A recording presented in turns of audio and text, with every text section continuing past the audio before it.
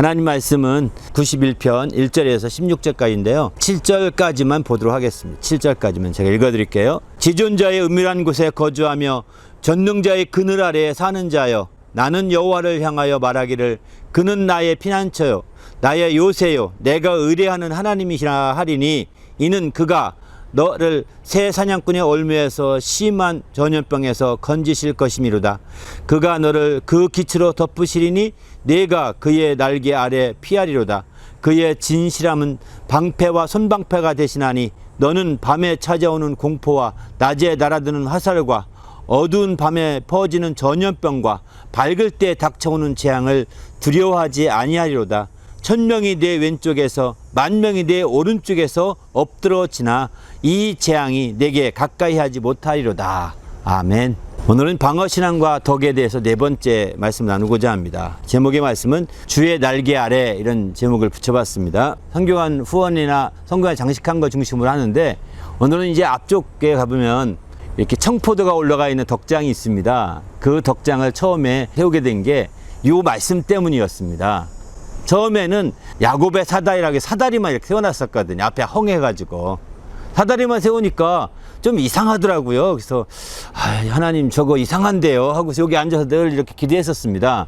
그런데 어느 날 주님의 날개의 그늘 아래 피하라 했으니까 주의 날개 그늘이 덮는 것처럼 만들면 좋겠다, 이런 생각이 들어가지고, 그 생각이 퍼뜩 스치는 순간에 그거다 생각이 들어서 거기에 이제 날개를 입혔죠. 그래서 이제 그때부터 주님의 날개 하면 그 생각이 번쩍 떠오릅니다. 그 장식 때문에 오늘 설교를 하게 된 거예요. 바로 방어신앙에 있어서 이렇게 덕을 세우기 위해서는 주님의 날개 아래 이렇게 피하고, 날개 아래 거해서 주님으로 말미암아 승리하고, 주님으로 말미암아 방어에 성공할 수 있어야 덕을 세울 수 있다는 말씀으로 오늘 말씀을 나누고자 합니다. 우리 그리스도인들은 지존자의 은밀한 곳에 거하고 또 전능자의 그늘 아래 사는 사람들입니다. 참된 크리스찬이라고 한다면 지존자의 은밀한 곳, 그리고 이제 그곳에 거한다는 거예요. 이것은 주님의 품을 가리켜 말합니다. 품을 가리켜 말하고요. 더 나아가서는 이것은 비유적으로 표현한다면 하나님의 성소, 성막에 있어서의 지성소를 가리켜 말하게 됩니다. 지성소에 있어서 법궤라는 곳은 하나님이 늘 임재해 있는 곳이거든요. 그렇기 때문에 바로 하나님이 있는 그곳에 우리를 피신시킨다, 이런 뜻을 갖게 되는 거죠. 오늘 본문에 그래서 지존자의 은밀한 곳, 그분이 계신 곳에 있게 한다는 것입니다. 그리고 전능자의 그날에 사는 자들이 크리스찬이다 라고 이렇게 말하고 있는 거죠. 이것은 우리를 확실하게 지켜주시고 보호하시고 인도하심을 나타내는 대표적인 표현입니다. 바로 이제 시편의 17편 8절 9절에 보면은 하나님 우리를 눈동자같이 지키시고 주의 날개 그늘 아래 감추어서 보호해 주신다라고 말씀하고 있거든요. 이렇게 하나님께서 완벽하게 우리를 지키시고 보호하시는 것을 나타내고 있는데, 이처럼 하나님이 우리를 완벽하게 지키시고 보호하시기 때문에 우리가 믿음 안에서 바로 주님의 그늘 아래, 또 주님의 전능자의 그늘 아래 우리가 들어가야 되는 거죠. 우리가 핵우산이라는 말 들어보셨을 것입니다. 한국 같은 경우는 미국의 핵우산 그늘 아래 있지 않습니까? 그래서 마침내 어떤 침략에도 걱정하지 않고 이렇게 보호를 받잖아요. 이것처럼 우리 모두는 주님의 그 핵우산보다 더 완벽한 우산 가운데 우리를 보호하고 있는 거거든요. 그래서 그 우산 아래 들어가야 되는 거죠. 그런 거 보셨나요? 이제 저희는 뭐 시골에 자라면서 닭이 크는 거 병아리 까고 키우는 걸 봤는데, 이게 위에 하늘에 설계가 이렇게 막 빙빙 돌면 어미닭이 꺽꺽꺽꺽 하면서 이제 날개를 핍니다. 이렇게 부하게 뜹니다. 그러면 이제 맘대로 놀던 병아리 막 쓱쓱 들어오죠. 그럼 어떤 고약한 병아리는 뭐 개의치도 않고 계속 따먹습니다. 그럼 엄마가 그쪽으로 갑니다. 결국 품거든요. 왜? 그 품 안에 들어오지 않으면, 날개 아래 들어오지 않으면, 피하지 않으면 설계에 채게 되거든요. 설계에서 챌 수밖에 없으니까 이제 끌어들이는 거죠. 그렇기 때문에 우리는 주님 안에서 우리가 믿음 생활을 하면서 이렇게 이제 주님의 그늘 아래 거하는 것이 얼마나 중요한지를 잘 보여주고 있는 거죠. 우리도 이제 주님 안에서 이런 그늘 아래 들어가서 주님의 보호를 받는 성도가 되시길 바랍니다. 주님이 이렇게 보호해 주시고 지켜주시는데 확실하게 방어하시지 않겠습니까? 하나님이 우리를 위하시면 누가 우리를 대적할 수 있겠느냐, 이렇게 말하잖아요. 그죠? 이것처럼 하나님이 우리를 위한다는 것이 이처럼 그늘로 보호하시고 지켜주시고 또 은밀한 가운데 우리를 두어서 지켜주시는 거죠. 그렇기 때문에 우리는 주님 안에서 적극적으로 주님의 이 정말 날개 밑으로 파고 들어가야 된다는 겁니다. 그럴 때 마침내 하나님을 기쁘시게 하시는 거죠. 오늘 본문에 보게 되면 그래서 이렇게 지존자의 은밀한 곳에 거하고 더 나가서 전능자의 그늘에 사는 자들은 어떻게 하느냐. 진정한 크리스찬이라면 이렇게 표현해야 된다는 겁니다. 하나님을 향해서 그분은 나의 피난처시다. 그분은 나의 요새시다. 하나님은 내가 의리하신 나의 하나님이다 라고 이렇게 우리가 고백하고 이렇게 외치는 것이 아주 당연하다는 거죠. 그럴 때 마침내 우리가 주님 안에서 확실한 하나님의 영광을 드러낼 수 있는 거죠. 그래서 마침내 새 사냥꾼의 올무에서와 또 심한 전염병에서 우리를 건지실 것이다. 그분이 건져주신다는 겁니다. 지금은 이제 코로나라는 심한 전염병 때문에 우리가 고민하고 있고 다들 어디 가더라도 걱정하고 있습니다. 이런 때일수록 우리는 하나님의 날개가 필요하다는 것입니다. 주님의 날개 그늘에 들어가고 거기로 자꾸 모여들어야 되는 거죠. 그 날개 그늘에 모여들지 않게 되면 주님의 보호를 직접 받을 수 없는 거예요. 그래서 우리가 주님의 방어신앙이라고 할 때 노력하는 것은 어느까지 노력이냐, 주님의 날개 밑으로 들어가는 노력이지 실제 방어신앙이 대부분은 하나님이 보호하시는 거거든요. 하나님이 역사하심을 알고 그것을 힘있고 누리는 것입니다. 그리고 우리가 노력할 것은 그 날개 밑으로 파고 들어가야 돼요. 그것도 안 오면 어미다이 가듯이 주님이 가까이 오실 것입니다. 그때라도 늦지 않습니다. 그때라도 파고 들어가서 그 날개 밑으로 들어가는 이런 노력이 우리 자신을 지키는 지름길인 거죠. 우리가 이런 작은 노력이 동반돼야 되는데 이것마저 안 하는 사람이 있다는 것입니다. 주님이 파고들려고 해도 이것마저 안 한다는 거예요. 마태복음 23장 37절인가에 보게 되면 이러잖아요. 엘살람아 엘살마 내가 정말 너희를 품기를 암탉이 새끼를 품으려고 몇 번이나 했던 것처럼 내가 몇 번이나 품으려고 했었다. 그러니까 너희는 원치 아니하였다라고 한탄하시잖아요. 바로 암탉이 새끼를 품듯이 날개 밑으로 품듯이 주님이 우리를 품으려고 몇 번이나 애썼다는 것입니다. 몇 번이나 애썼는데 그 애씀에도 불구하고 이제 너희는 원치 않아서 그 안으로 들어오지 않았다, 모여들지 않았다는 겁니다. 그래서 주님은 한탄하고 있지 않습니까? 이런 측면에서 볼 때 주님이 한탄할 만큼 그 날개를 벗어난다면 안타까운 일이 생기는 거죠. 우리 모두도 그 날개 안으로 정말 함께 피하고 들어오는 성도가 되시기를 예수의 이름으로 축원합니다. 할렐루야. 하나님이 날개를 달려있는지 안 달려있는지는 성경에 정확히 나와 있지는 않습니다. 단지 비유적으로 주의 날개라고 말하고 있는 거거든요. 그리고 하나님이 임재하는 법궤 위에 주님이 두 날개를 편 그룹 천사가 지키고 있습니다. 그래서 날개라고 한다면 이렇게 주의 그룹 천사를 많이 생각해서 천사에게 날개가 있다라고 흔히들 얘기하죠. 그건 하나님이 직접 날개가 있어서 날아가는지 아니 그건 명확히 나와 있지는 않습니다. 단지 여기서 주님이 날개 아래 피하고 날개 아래 들어가고 거한다는 것은 주님의 품을 가르쳐 말하는 겁니다. 우리 인간적으로 이렇게 비유해 본다면 주님의 품이고 좀 더 넓게 말하면 우리의 주님의 팔과 손까지도 포함됩니다. 팔과 손까지 주님의 품에. 그래서 젖된 아이가 마치 편안하게 그 어미의 품에 있는 것 같다 이렇게 성경 말하지 않습니까? 그런 것처럼 잃어버린 어린 양이 오는 그 성화가 있지 않습니까? 이렇게 되는 것처럼 그 품에 있으니까 얼마나 뭐하겠어요. 우리 아까 419장 찬양했던 것처럼 주님의 날개 밑이 정말 우리의 편안히 쉴 수 있는 가장 좋은 쉼의 공간이 되는 것이죠. 안식의 공간이 되는 겁니다. 그곳으로 주님은 날개를 펴고 초청하고 있는 거죠. 바로 주의 품으로 오라고 주님은 부르고 있는 겁니다. 그렇기 때문에 우리가 주님의 품에 함께 적극적으로 참여하고 함께하는 그것이 굉장히 성경은 중요한 거예요. 우리 모두도 주의 품으로 함께하는 주님의 성도가 되시기를 예수님의 이름으로 축원합니다. 이렇게 주님께 피하는 것이 사람을 의지하고 고관을 의지하는 것보다 낫다라고 시편 118편 8절 9절에는 그렇게까지 표현하고 있습니다. 이렇게 하나님의 날개에 피하고 하나님께 피해 들어가는 것이 사람을 의지하는 것보다 낫고 또 많은 고관들을 의지하는 것보다 낫다는 것입니다. 우리 모두도 사람을 의지하는 것은 일시적인 것이고 고관을 의지하는 것도 일시적인 도움을 얻을 수 있습니다. 그러나 하나님을 의지하는 것은 일시적인 것이 아닙니다.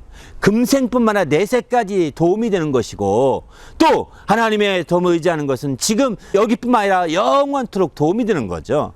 그렇기 때문에 우리가 이제 하나님의 도움은 정말 우리가 절대적으로 필요한 것이죠. 그래서 그 날개 안으로 우리가 들어가야 된다라고 이렇게 말씀하고 있습니다. 그래서 우리가 이렇게 주님의 날개 아래 들어가면 그러면 무엇을 우리가 경험할 수 있을까요? 시편 37편에 보게 되면은 주님 날개 아래 들어가게 되면 바로 우리가 주님의 인자하심이 어떤지를 안다라고 이렇게 표현하고 있습니다. 주님의 인자하심이 얼마나 큰지를 알 수 있다라고 시편 36편 7절에 보면 이렇게 말합니다.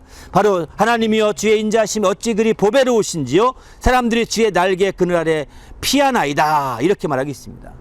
주님의 날개 그늘 아래 피함으로 주님의 인자하심이 큰 것을 깨닫고 체험할 수 있다는 거예요. 또 시편 30편 19절은 주를 두려워하는 자에게 쌓는 은혜가 주님께 피한 자를 위하여 베푸시는 은혜가 어찌 그리 큰지요 라고 말하고 있습니다.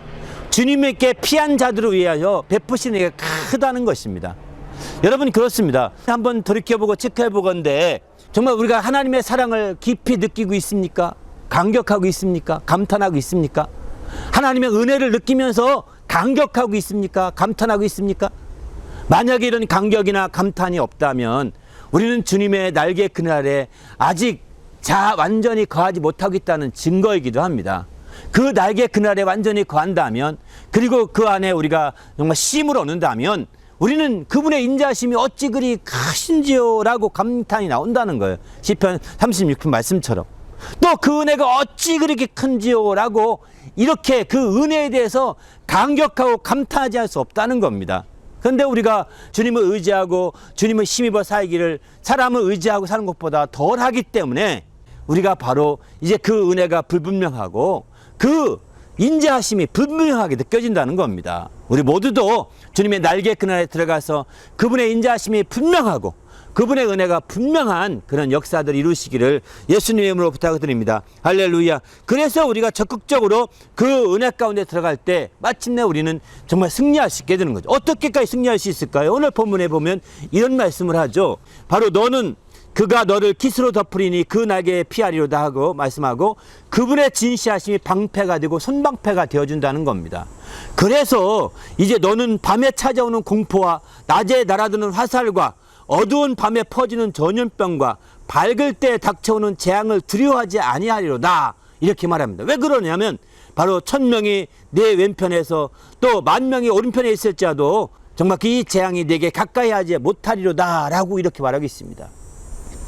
얼마나 큰 축복입니까? 날개 그늘에 있는 자들은 주님이 완벽하게 보호하기 때문에 방어해 주시기 때문에 이와 같이 낮에 날아드는 화살도 막아낼 수 있고 또 어두운 밤에 퍼지는 전염병도 막아낼 수 있고 밝을 때 닥쳐오는 재앙도 두려워하지 않게 되고 또 더 나가서는 밤에 찾아오는 공포도 능히 물리칠 수 있다는 겁니다.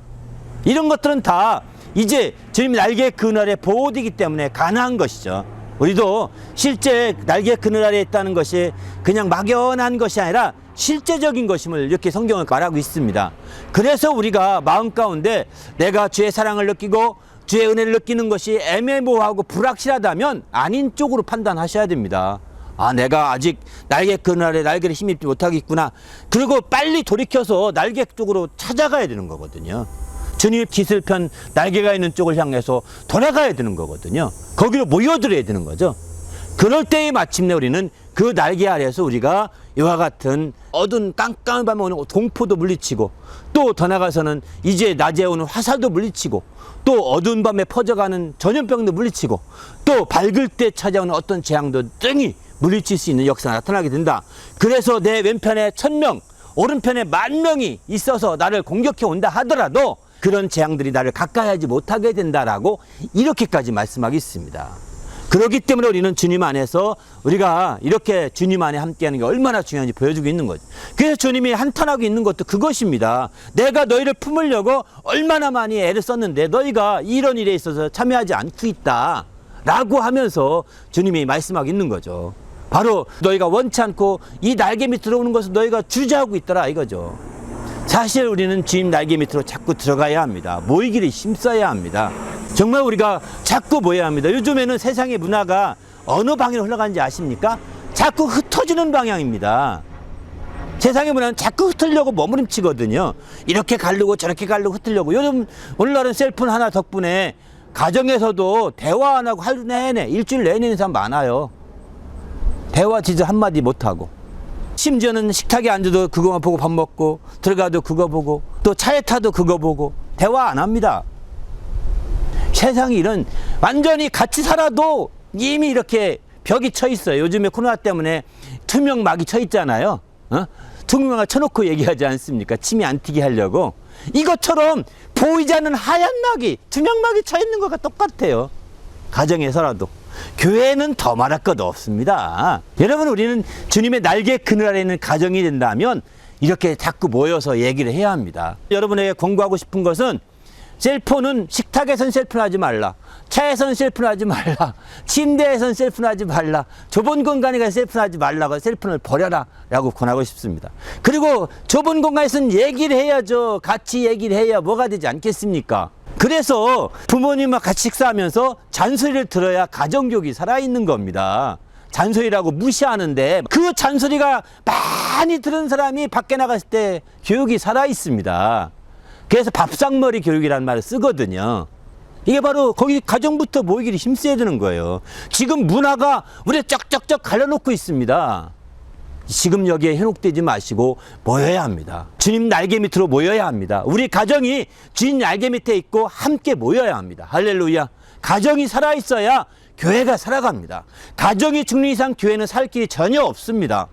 가정이 뭉쳐야 되고, 목자를 치면 다 흩어진다겠는데 목자 없는 것 같이 다 흩어지고 있지 않습니까?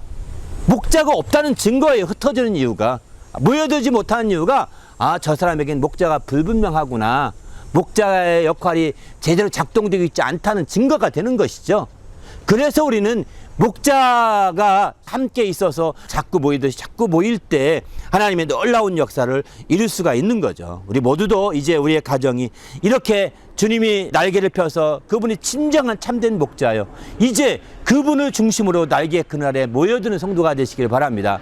마지막 때가 되면 될수록 모이기를 피하는 습관이 많이 생긴다고 합니다. 지금도 이 팬데믹 때문에 못 모이는 것도 그런 마지막 때에는 증거이기도 합니다. 증거이기 때문에 이렇게 못 모이는 게 당연한 것이 아닙니다. 이럴 때에서 가정에서 2번, 3번 모여야 되는 거거든요. 이렇게 돼야 되는데 전혀 개념이 없이 산다면 우리는 주님의 날개와 무관하게 흩어지게 되고, 목자가 없는 자 같이 흩어져서 제각각 살다가 이제 하늘에서 돌고 있는 그 매에 의해서, 설계에 의해서 체험을 당하게 되지 않겠습니까? 이렇게 되지 않도록 주님의 날개 그늘 아래로 들어오시길 바랍니다. 지금도 주님은 그 깃을 펴서 우리를 품으려고 우리를 부르고 있습니다. 그렇게 부른 것이 어딜까요? 교회입니다. 불러 모으다, 이런 뜻이죠. 주님의 교회는 주님의 날개 그늘 아래에 있는 대표적인 기관이거든요. 이런 기관에 여러분이 오는 것도 그 날개에 깃드는 것이죠. 여러분의 가정도 주의 몸과 함께 연결된 날개 아래에 있는 대표적인 기관입니다. 이렇기 때문에 우리 모두가 함께 주님 날개 그늘 아래에서 주님이 불러 모으는 역사가 있을 때 함께 그곳으로 가는 것이 위험을 이기고 능히 방어할 수 있는 기회가 되는 거죠. 이렇게 방어해서 승리하게 될 때 마침내 우리는 어떻게 될까요? 덕을 끼칠 수 있는 그런 놀라운 역사가 펼쳐지게 되는 거죠. 우리가 승리하지 못한 상태로 패배자가 덕을 끼치는 것은 쉽지 않습니다. 어려운 일입니다. 승리할 때 승리자의 여유를 가지고 덕을 끼치는 거거든요. 우리 모두도 주님 안에서 이렇게 주의 날개 밑 아래에서 승리함으로 정말 방어 신앙에 성공하고 덕을 끼치는 주님의 성도가 되기를 예수님의 이름으로 축원합니다. 할렐루야. 함께 기도할 때 오늘 말씀 생각하면서 우리 심령이 새롭게 될 수 있도록 인도해 달라고 간절히 기도하겠습니다. 하나님의 말씀은 창세기 28장 10절로부터 20절까지 말씀입니다. 다 같이 합독하겠습니다. 시작. 한 곳에 이르러 해가 진지라 거기서 유숙하려고 그곳에 한 돌을 취하여 베게 하고 거기 누워 자더니 꿈에 본즉 사닥다리가 땅 위에 섰는데 그 꼭대기가 하늘에 닿고, 또 본즉 하나님의 사자가 그 위에 오르락내리락하고, 또 본즉 여호와께서 그 위에 서서 이르시되 나는 여호와니 너의 조부 아브라함의 하나님이요 이삭의 하나님이요 너 누운 땅을 내가 너와 네 자손에게 주리니 네 자손이 땅에 티끌같이 되어서 동서남북에 편만할지며 땅의 모든 족속이 너와 네 자손이 인하여 복을 얻으리라. 내가 너와 함께 있어 내가 어디로 가든지 너를 지키며 너를 이끌어 이 땅에서 돌아오게 할지라. 내가 내게 허락한 것을 다 이루기까지 너를 떠나지 아니하리라 하신지라. 거기까지만 보시겠습니다. 오늘은 이제 방어신앙과 더욱 5번째 시간으로 야곱의 사닥다리라는 제목의 말씀을 나누고자 합니다. 사닥다리를 줄이면 사다리라고 합니다. 그냥 보통 저는 혹시 사닥다리, 사다리 이렇게 막 하더라도 같은 단어이니까요. 사다리라고 주로 쓸 것 같습니다. 이렇게 이해하시고 나누면 좋을 것 같습니다. 야곱의 사닥다리라고 이렇게 말씀을 준비했습니다. 이 사닥다리는 알다시피 우리 성경 앞쪽에 보면 알미늄 사닥다리가 있거든요. 알미늄 사다리가 있는데 제가 처음에 와서 이렇게 여기는 아무 장식 없었고요. 요 뒤에 그냥 나무 그늘이어서 의자 하나 갖다 놓고 앉아서 여기 오전에 앉아 있으면 오전 내 12시까지 그늘집니다. 그래서 앉아서 기도하고 성경 보고 늘 이렇게 하는데 기도하는 중에 사다리 하나가 이쪽 착 놓여 있더라고요. 이쪽에요. 그래서 놓여 있어서 이 사다리 저거 어디다 쓰면 좋을까 이렇게 생각을 했는데 그거를 이제 어느 날 갑자기 성경에 있다 이 야곱의 사다리가 생각나가지고 저거를 우리 성교관의 상징으로 만들어보자. 이렇게 우리 교회 상징으로 만들어보자 이런 생각이 들었습니다. 그래가지고 이제 그 얘기를 했더니 당시에 임시가 있던 전사 한 명이 그럼 제가 이걸 심어놓고 가겠다고 해서 그 땅을 뻘뻘 흘리면서 1m 넘게 땅을 팠습니다. 그리고 거기다가 침대 머리 같은 거 다 부어 넣어가지고 딱 이렇게 해놓고 가더라고요. 그리고서 이제 사다리만 있으니까 넘어져도 저 인도까지 안 갈 만큼을 높였어요. 그러니까 문제는 없겠다 생각이 들더라고요. 길이가 그 정도 높이니까. 그래서 이제 그렇게 했고 이제 그렇게 하다 보니까 또 그 허전하잖아요. 그 날개에 붙인 거예요. 기도하다가 지난주에 말씀 나누는 것처럼 하나님의 날개 그늘 아래 우리가 모이라게 했으니까 날개를 만들어 보자 상징적으로. 그 날개를 붙였더니 이제 나중에 포도나무 또 심어야 되겠다. 포도나무 심어가지고 지금은 된 상태죠. 오늘 이제 사실 방어신앙과 덕이라고 하는 주제로 우리 성교관 전체를 장식한 것들 하나씩 이렇게 설교하고 있는 중인데 오늘은 이 사닥다리 중심으로 말씀을 나누려고 합니다. 우리 그리스도인들은 이제 주님과 더불어 교제하는 자들입니다. 우리가 주님과 교제한다는 것은 교통하는 것입니다. 교제와 교통은 비슷한 말이거든요. 교제라고 하니까 뭔가 이렇게 소근소근 얘기해야 될 것 같고 당연히 교통하려면 그것도 필요하겠죠. 그러나 이렇게 교통하고 통하는 것입니다. 교자 빼고 통하는 거예요. 주님과 통하는 사람들입니다. 할렐루야.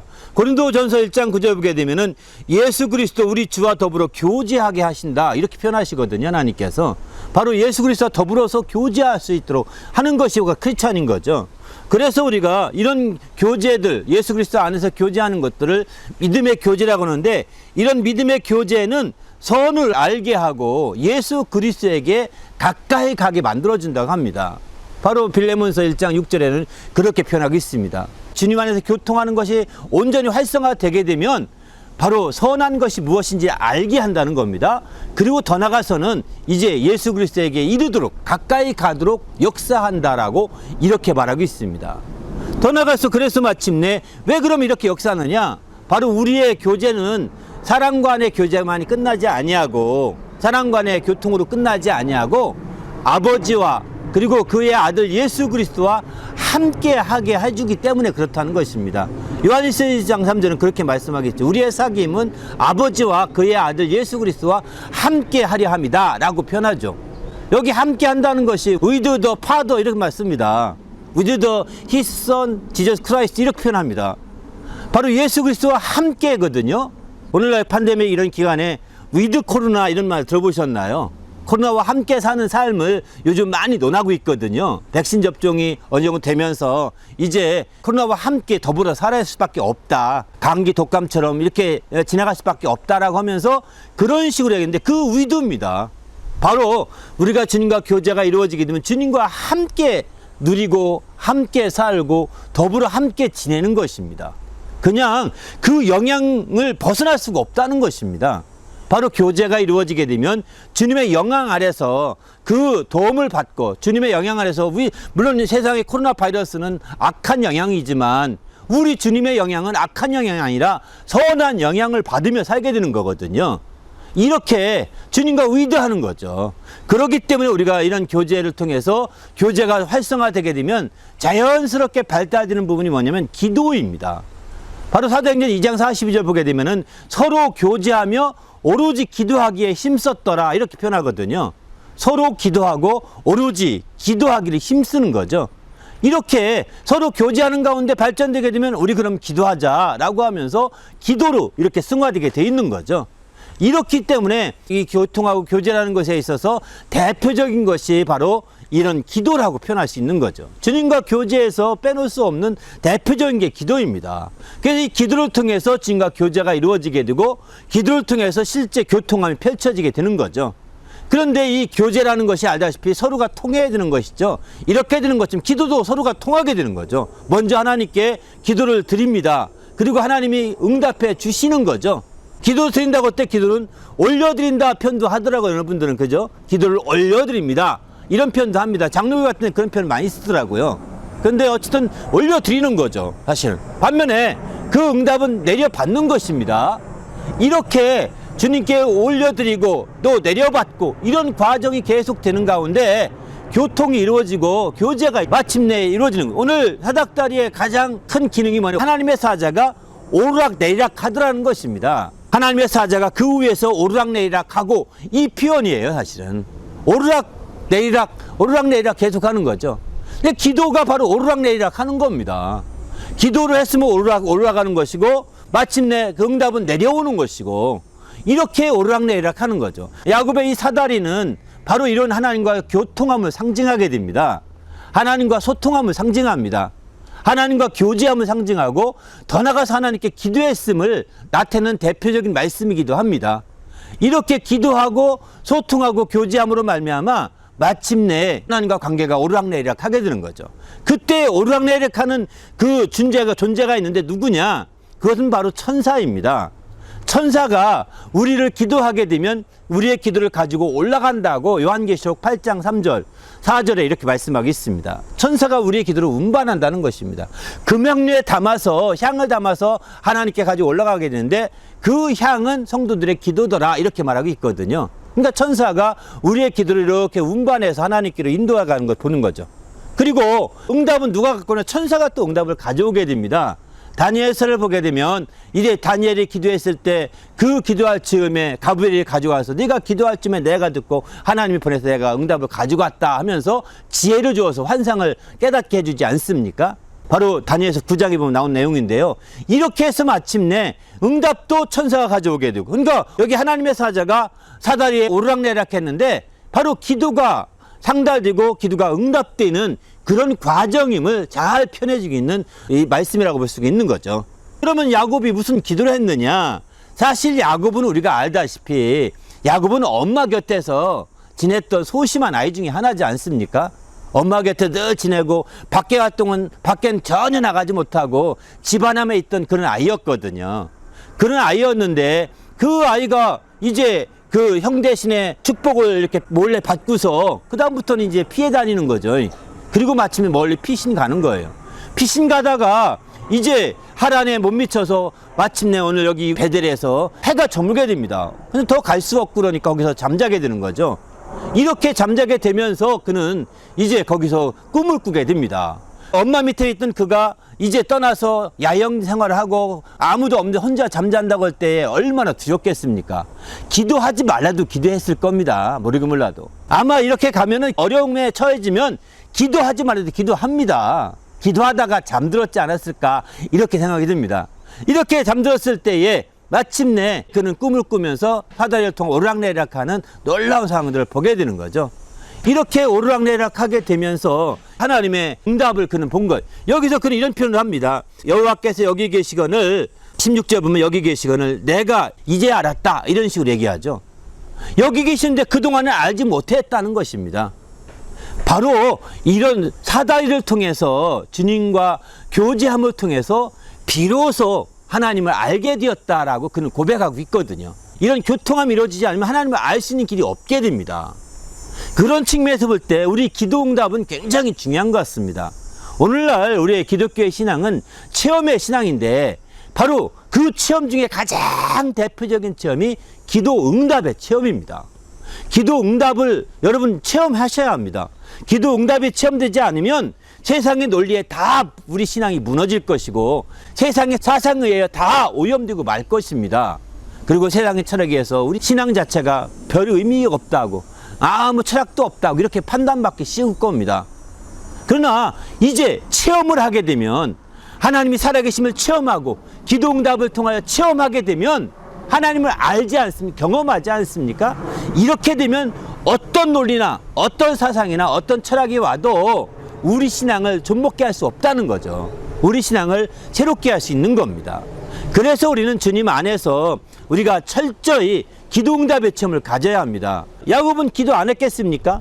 기도했었겠지만 그러나 이렇게 실제 하나님이 비로소 있는지 알았다는 거예요. 야곱은 그가 하나님 믿지 않았으면 축복도 받지 않았을 겁니다. 그는 태어날 때부터 모태신앙으로 태어나서 그는 열심히 살았어요. 그러니까 아브라함이 하나님, 이삭이 하나님이라고 하니까 그는 마음을 열 수밖에 없는 거죠.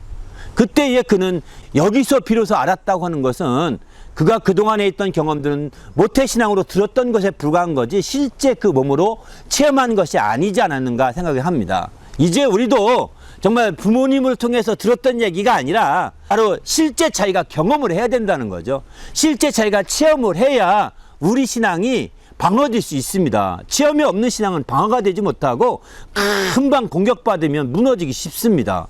이제 우린 주님 안에서 체험함으로 말미암아 이렇게 방어하는 신앙이 될 수 있기를 부탁드립니다. 할렐루야. 바로 그 체험하는 신앙은 사다리가 놓임으로 말미암아 주님과 교통함이 이루어진 거죠.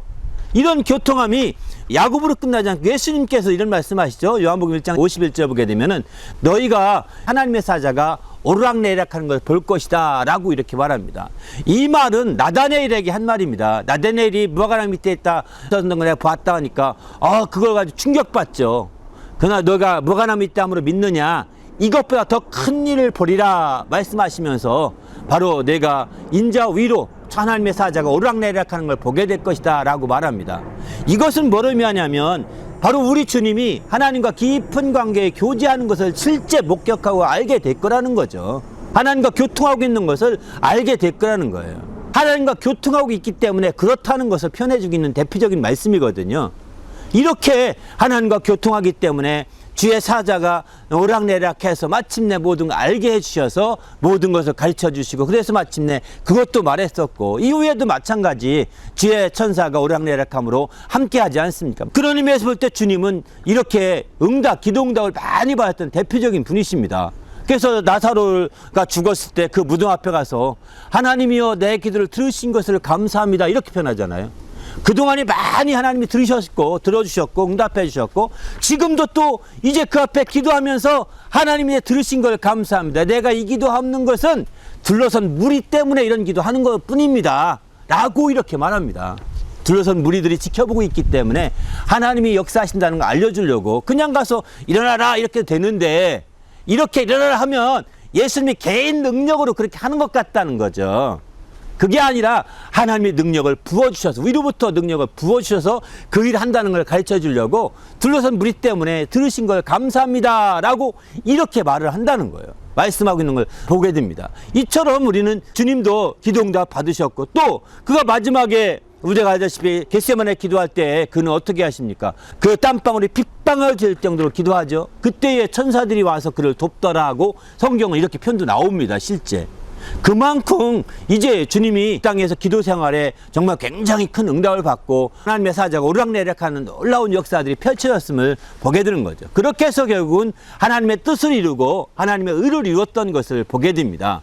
그런 측면에서 볼 때 우리가 주님이 사다리를 통해서 오르락내리락하는 이런 소통함과 교제함은 아무리 많이 강조하더라도 지나치 않은 것 같습니다. 우리 모두도 하나님과 정말 소통하고 교제하셔서 이렇게 큰 응답을 받는 성도가 되시기를 예수님의 이름으로 축원합니다. 할렐루야. 더 나가서 여기서 하나님의 내리셨다는 표현이 에베소 4장에도 나오게 되는데요.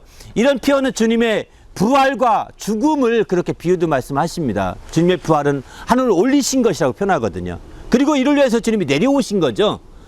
육신이 말씀이 육신이 되어서 죽기까지 땅으로 내려오신 거죠. 그를 하나님이 또 지극히 높이셔서 마침내 하나님의 보좌 우편에 앉게 해주셨다라고 이렇게 말씀하지 않습니까? 이렇게 실제 주님이 이런 하나님 아버지와의 교통함을 통해서 이렇게 실제 죽음과 부활을 통하여 실제로 주님이 올리시고 또 내려오시고 하는 과정을 그대로 이루시는 거죠. 이 모든 과정에 바로 우리 주님의 그 하나님과 아버지와의 교통함이 거기 중심을 두고 있다는 것입니다. 그렇게 소통이 이루어지기 때문에 그게 가능했던 것이죠. 그 외에도 이제 주님의 그 승천과 또 주님의 강림, 재림도 또 오르시고 내리시는 거죠. 이렇게 오르락내리락한 표현 자체가 바로 이 승천과 또 강림, 올라가셨으면 내려오시는 겁니다. 이제 지극기도표에 올라갔으면 또 강림하시는 거거든요. 재림이시죠. 이 재림은 우린 믿는 거죠. 바로 이렇게 또 오르락내리락 하시는 일련의 모든 주님의 그런 공생의 역사들이 이후에 모든 우리 삶에 펼쳐지는 거죠. 그래서 우리는 이제 우리의 교통할 때 주님 안에서 교제가 이루어지는 거죠. 예수님과 더불어서 교제하게 될 때 이런 놀라운 일이 펼쳐지게 되는 거죠. 아무튼 우리는 주님 안에서 우리가 하나님과의 교제를 통하여 신령한 사드레가 놓여야 된다는 사실입니다. 이게 그냥 형식적인 것이 아닙니다. 이거 한두 번 해서 될 문제가 아니라 주님은 누가복음 22장 습관을 쫓아 기도했다 이런 표현을 하거든요. 습관이 될 만큼이 돼야 되는 것이죠. 다니엘도 습관이 될 만큼 예루살렘을 향하여 창문을 열고 3번씩 매일 기도했거든요.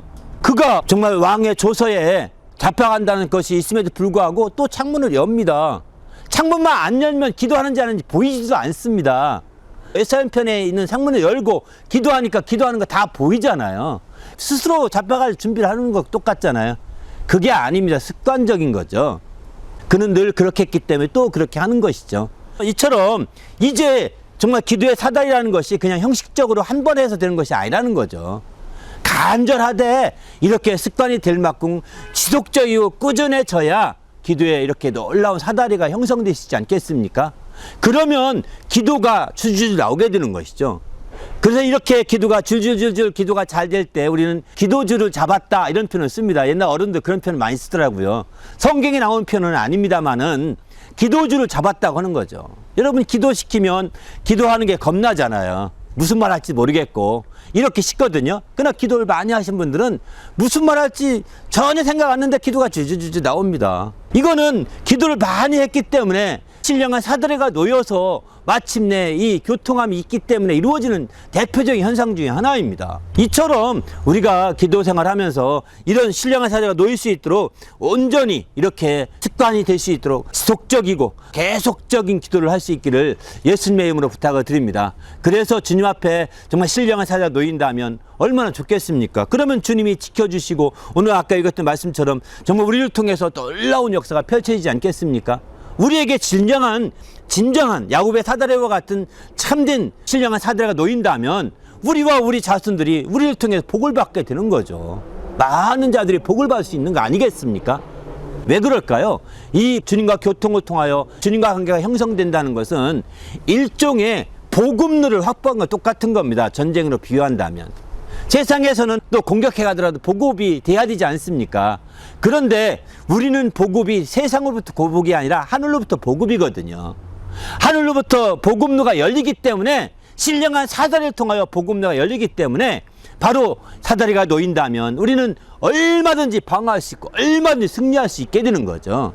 바로 우리가 방어신앙에 성공하기 원하고 한다면 신령한 사대가 놓여야 됩니다. 그래서 하나님으로부터 보급로, 보급하는 길을 확보해 가는 것이 가장 중요한 것 중에 하나인 거죠. 그렇게 해서 보급이 되게 되면 그 보급품이 많으면 나눠줄 수 있잖아요. 그죠? 이렇게 덕을 세우시지 않습니까? 옛날에 미군 부대에서 많이 원주해 주니까 미군 부대 가면 막 많은 거 얻어간다고 하더라고요. 보급품이 많으니까. 우리도 정말 기도를 통해서 주님과 신령한 사대가 놓이면 많이 보급될 것입니다. 이 보급품이 많을 것이고 그러면 이제 승리할 수 있고 승리한 이후에는 보급품을 나눠준 덕을 끼칠 수 있는 거죠. 그래서 우리가 방어신앙과 덕의 차원에서 이 야곱의 사들이 너무 중요하다는 겁니다. 우리 모두도 이렇게 사드레가 놓여서 주님 안에서 정말 이렇게 방어신앙에 승리하시고 또 덕을 끼치는 성도가 되시기를 예수님의 이름으로 축원합니다. 할렐루야. 마지막으로 오늘 성경의 본문에 보게 되면 이렇게 신령한 사드레가 놓였다는 것을 알게 된다면 확신하게 된다면 우리는 어떻게 해야 될까요? 야곱은 이 사드레가 놓인다고 알게 되면서 결단하게 되죠.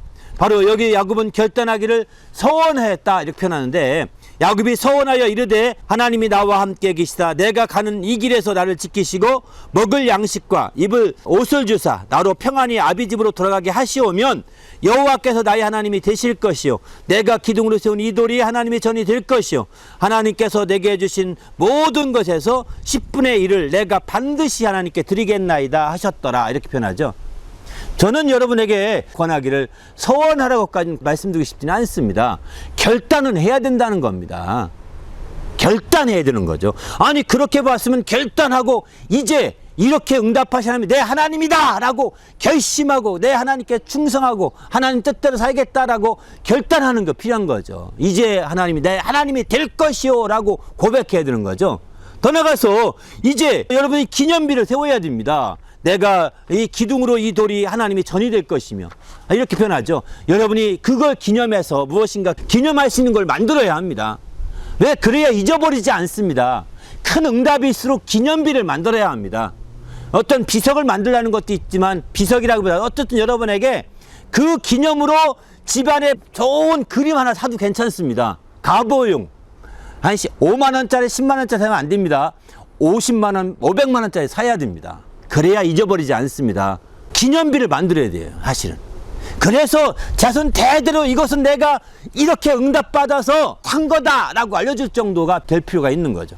물론 무리도 많이 있겠죠. 어려움도 있을 수 있습니다만 그래서 하나님의 전을 세우겠다라고 이렇게 하지 않습니까? 기념비를 만들려고 하는 거죠. 그리고 마지막에는 내게 주신 모든 것에서 10분의 1을 내가 하나님께 드리겠습니다 라고 이렇게 말합니다. 11조 얘기인데요. 11조는 사실 아브라함과 야곱부터 시작된 거거든요. 율법에서 시작된 것이 아닙니다. 모세 율법으로 시작된 것이 아니라 그 전부터 시작돼서 계속 해야 된다라고 이런 말하는 것도 여기 이 말씀 때문이기도 하거든요.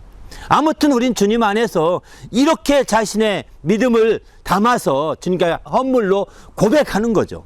이렇게 해서 이제 우리가 받은 기도응답 받은 것을 확실하게 점 찍어 놓는 거죠. 인치듯이. 이렇게 해놓으면 잊혀지지 않습니다. 여러분 기도응답 받은 거 기억하시는 거 몇 가지가 있나요?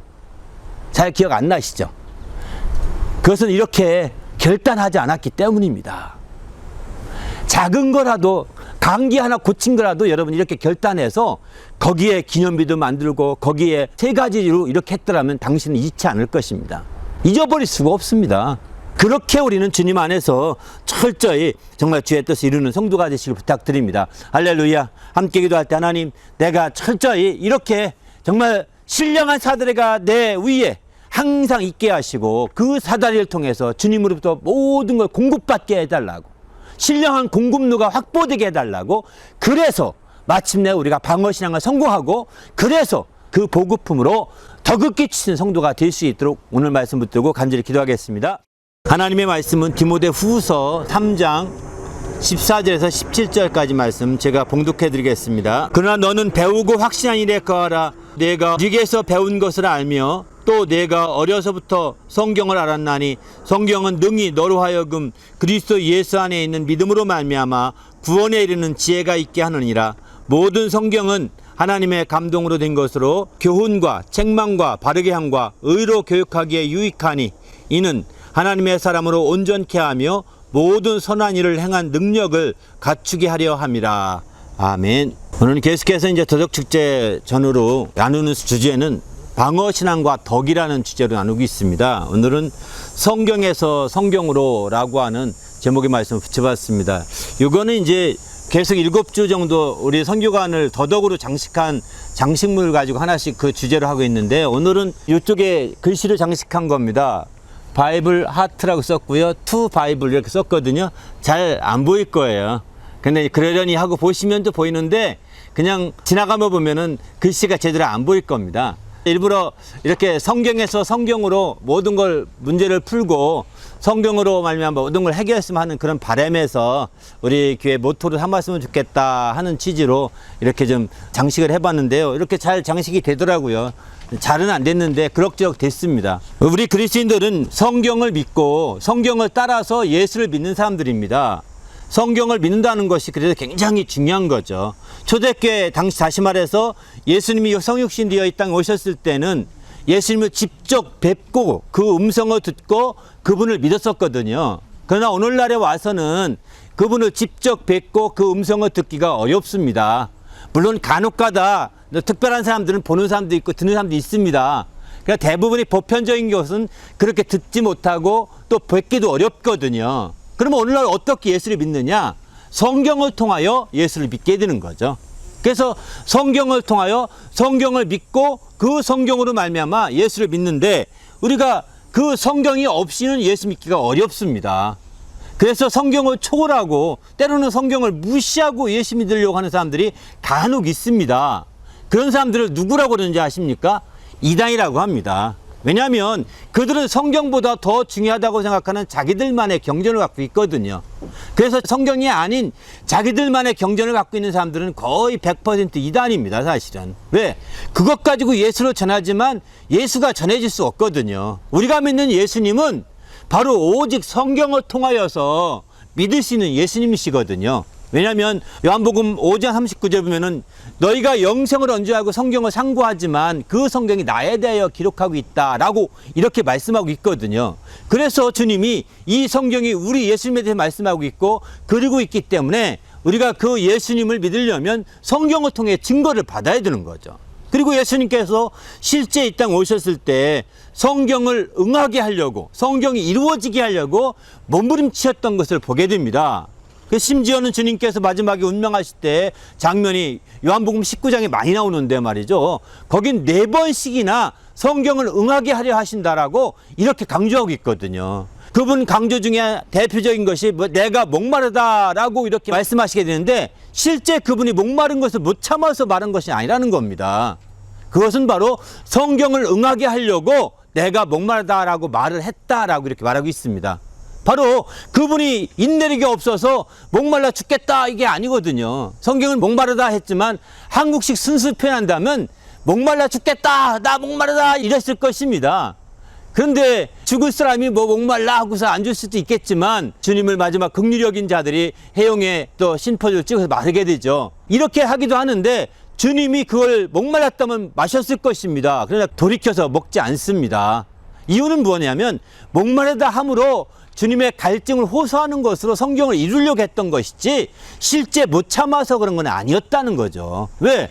주님이 십자가에 참으셔서 우리 구원하기까지 하신 분이 그런 갈증 하나 못 참겠습니까? 목마른 거 못 참겠습니까? 그런 의미에서 볼 때 주님이 마지막 운명하면서까지도 성경 하나하나를 다 이루시고 주님의 관계된 것들을 다 성취하시려고 하셨던 것을 보게 되는 거죠. 그래서 우리는 이 성경을 읽으면 읽을수록 성경을 깊이 알면 알수록 예수를 믿게 되고 예수를 더욱더 깊이 알 수 있는 그런 성도가 될 수 있는 거죠. 우리 모두도 이제 이 성경을 통해서 더 예수를 확실하게 믿는 주님의 성도가 되시기를 예수님의 이름으로 축원합니다. 할렐루야. 그래서 마태복음 5장에 보게 되면은 율법이 1.1핵이라도 다 버림이 없이 다 이루어지지 않을 것이 아무것도 없다고 이렇게 말씀합니다. 1.1회까지 다 이루어진다라고 예수님이 직접 이런 말씀을 하시거든요.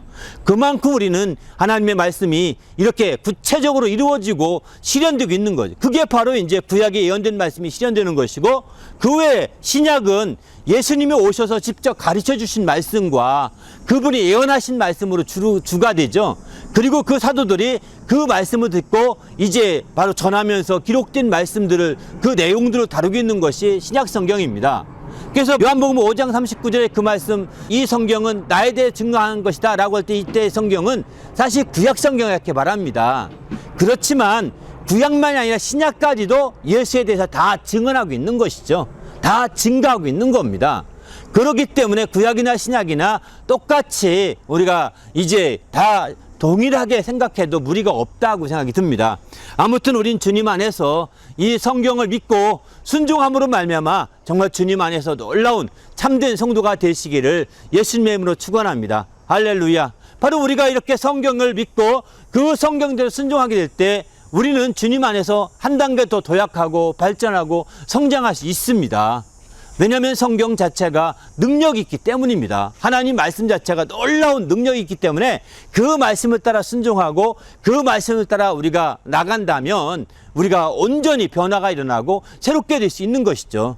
우리도 이제 주님 안에서 이런 주님의 놀라운 축복을 누리는 성도가 되시길 바랍니다. 시편 19편에 보게 되면은 이제 하나님의 말씀, 성경의 말씀을 6가지로 표현하고 있습니다. 처음엔 율법, 두 번째는 증거, 세 번째 교훈, 네 번째는 계명, 다섯 번째는 여호와를 경외하는 도, 또 한 가지 마지막은 규례라고 이렇게 6가지로 하나님 말씀을 이렇게 분류해서 말씀하고 있는 것 같습니다. 근데 이 6가지 말씀이 어떤 능력이 있느냐?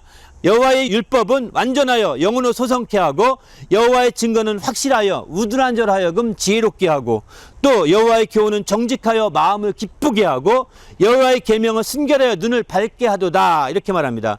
여호와를 경외하는 도는 정결하게 하여 또 영혼까지 이루고, 여호와의 규례는 확실하여 다 의롭다라고 이렇게 표현하겠습니다.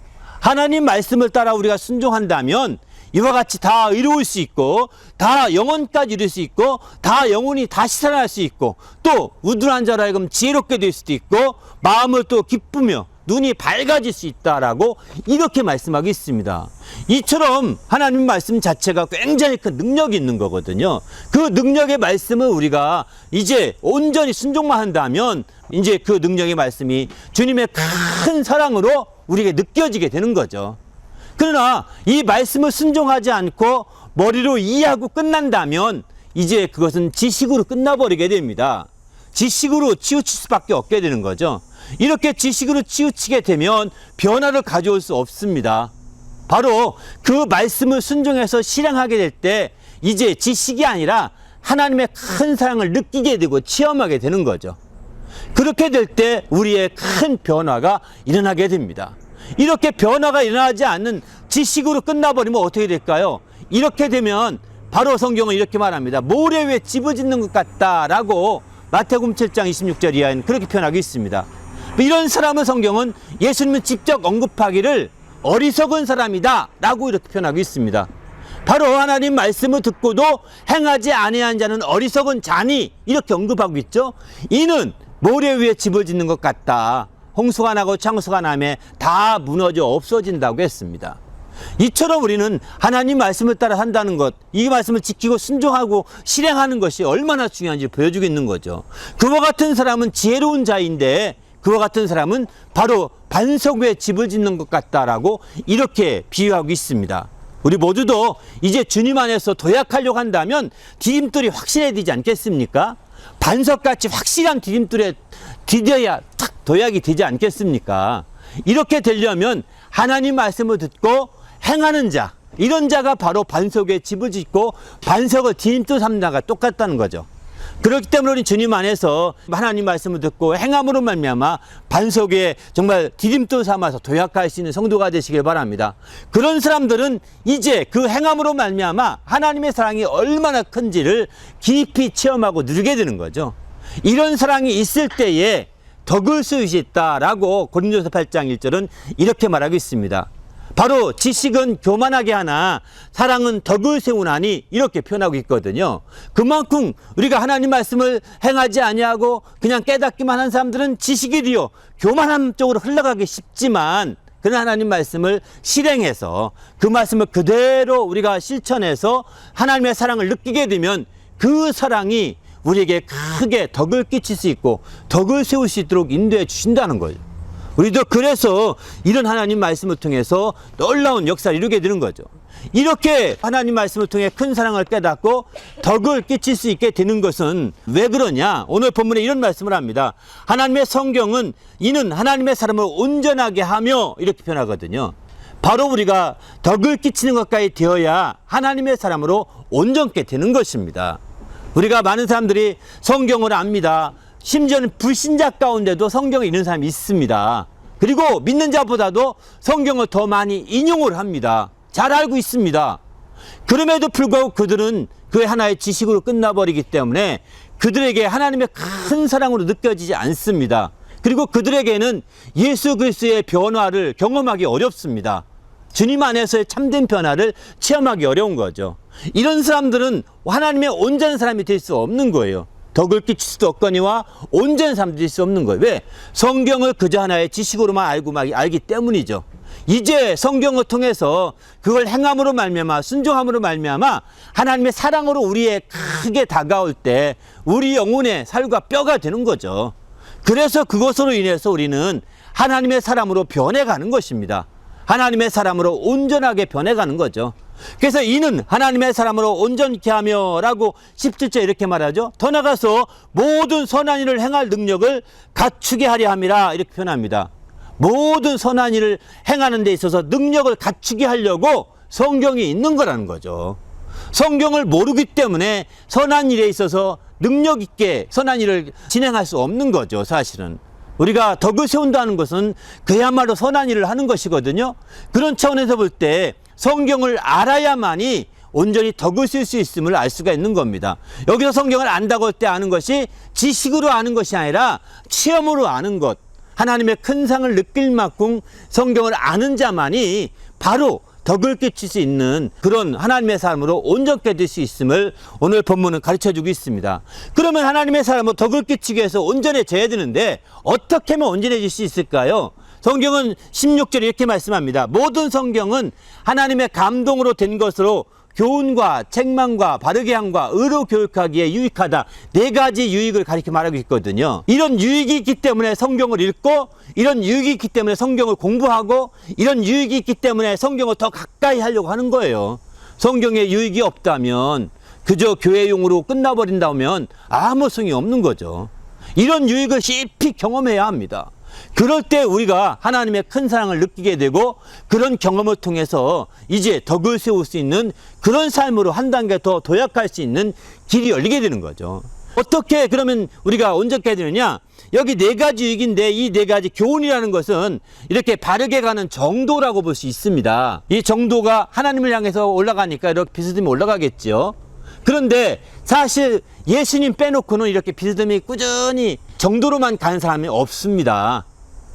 모든 사람들이 다 흠이 있고 약점이 있는지라 정말 여기 제대로 정도로만 가지 못하고 교훈대로 살지 못하고 조금씩 빗나갑니다. 이렇게 빗나가면, 정도에서 빗나가면 성경은 책망한다고 했습니다. 바로 너희가 빗나가고 있다라고 이제 알람을 울려주는 거죠. 경고해 주는 거죠. 이렇게 그 책망해 주는 겁니다. 그러면 책망으로 끝나니 아닙니다. 바르게 할 수 있는 길을 또 보여주는 거죠. 바르게 할 수 있는 길을 안내해 주는 겁니다. 성경을 읽게 되면. 성경을 계속해서 공부하는 사람들은 성경을 통해 책망도 받고 성경을 통해 바르게도 되고 그렇게 돼서 다시 정도로 돌아오게 되는데 그때 정도로 가는 방향은 처음에 교훈대로 살던 것과 다른 마인드라는 겁니다. 그래서 그때는 하나님의 의로 재교육을 시켜서 처음에는 내 의로 나갔을지 모르겠지만 두 번째 다시 회개했다 돌아온 다음에는 내 의가 아니라 하나님의 의로서 살게 되는 거거든요. 그래서 의로 재교육해 준다는 겁니다. 그렇게 가다면 또 가다가 또 다시 빗나가죠. 이렇게 해서 빗나가면 또 책망하고 또 바르게 하시는 길을 안내해 주시고 이렇게 해서 계속 이 4가지가 반복이 됩니다. 사실은 이렇게 해서 이게 우리 신앙인의 순환 곡선이라고 이렇게 표현하는데요. 이렇게 이 순환을 따라서 하나님 나라에 가까이 가게 위로 올라가게 되는 거죠. 도약하게 되는 거죠. 그런데 이 곡선이 굴곡이 심하면 안 된다는 겁니다. 이 곡선이 굴곡이 심하지 않고 아주 완만하게 그야말로 정도에 가장 가깝게 완만하게 갈 수 있을 때 가장 훌륭한 성결의 사람이라고 할 수가 있는 거죠. 우리는 이렇게 교훈과 책망과 또 바르게 함과 의로 교육하기에 이 4가지를 통해서 우리가 성결해 가는 겁니다. 그래서 하나님 앞으로 한 단계 하나님 앞에 나아가는 것이죠. 바로 그래서 우리가 하나님의 사람으로 온전하게 되고 더 나아가서는 이제 모든 선한 일에 능력을 갖추어서 마침내 덕을 끼치시는 사람으로 우리가 되는 것이죠. 우리 모두도 이제 주님 안에서 정말 이렇게 덕을 끼치고 이렇게 하나님 말씀을 새롭게 되시기를 예수님의 이름으로 축원합니다. 할렐루야. 그래서 우리가 이제 주님 안에서 성경 안에 모든 답이 있다고 보셔야 합니다. 어떤 문제가 있을지라도 성경으로 풀어가고 또 성경으로 매듭질 수 있어야 되겠다는 거죠. 성경으로부터 접근해서 성경으로 완료하는 그런 단계가 될 때에 사실은 참된 크리스찬이요 더 멋진 크리스찬이라고 볼 수가 있는 것이죠. 우리 예수님도 이 땅에 오셨을 때 전능하신 분의 아들이시지만 그분이 내가 전능한 분의 아들이기 때문에 너 이겨 하고 마귀의 힘을 이긴 것이 아니었습니다. 바로 그분도 기록된 말씀을 가지고 대적하지 않습니까? 방어하지 않습니까? 마귀가 시험할 때 기록되었을 때 하면서 기록되었을 때 하나님의 입에서 나온 모든 말씀으로 산다. 사람은 떡으로만 살 것이 아니다. 라고 이렇게 해서 마침내 그 시험을 대적하시고 또 마침내 방어하시죠. 뿐만 아니라 이제 경배하라고 하니까 주 너희 하나님만 경배하라 하였다. 기록되었을 때라고 강조하면서 사단아 물러가라고 물리치면서 방어하시게 됩니다. 이처럼 우리 신앙은 이처럼 성경으로 모든 문제를 풀려고 할 때 기록된 말씀으로 풀어가려고 할 때에 더욱더 방어신앙에 성공할 수 있다는 거죠. 모든 문제를 쉽게 해결할 수 있는 길이 열릴 수 있다는 겁니다. 우리 모두도 주님 안에서 이 성경을 통해서 이렇게 해결받는 성도가 되시길 바랍니다. 그래서 성경에서 성경으로라고 하는 오늘 본문의 제목을 말씀을 나누게 된 것도 이런 취지입니다. 어쨌든 이 성경으로만 우리가 나간다는 게 어떤 어리석은 사람에 비춰본다면 아이고 그런 게 다 어디 있어 다양한 방법이 있는데 라고 이렇게 말할지 모르겠지만 그건 세상 사람들 하는 얘기입니다. 그러나 성경에는 성경 외에 다른 방법이 없다고 보셔야 됩니다. 성경으로 풀고자 하고 성경으로 해석하고자 하고 성경으로 해결하고자 하고 성경으로 매듭 짓고자 하는 이런 일련의 모든 과정이 성경이 하나하나가 다 작용될 수 있을 때, 곧 다시 말해서 기록된 말씀이 작용될 수 있을 때에 우리가 하나님의 큰 사랑을 경험할 수 있게 되는 것이고 그 사랑을 경험하게 될 때 우리는 그 사랑으로 덕을 수 있는 성도가 되는 것이죠. 우리 모두도 이렇게 성경에서 성경으로 우리가 모든 문제를 해결함으로 하나님의 사랑을 느끼시고 그 사랑 가운데 큰 덕을 세워서 하나님의 영광을 드러내는 성도가 되시기를 예수님의 이름으로 축원합니다. 함께 기도할 하나님, 내가 철저히 이와 같이 정말 하나님의 성경으로 온전히 승리하는 자가 되게 하시고 방어 신앙에 성공하는 자가 되게 하시고 하나님의 큰 사랑을 느끼게 도와달라고, 그리하여 마침내 하나님의 사랑 가운데 덕을 세우는 참된 성도가 될 수 있도록 하나님 말씀을 깊이 알게 해달라고 합심해서 기도하겠습니다.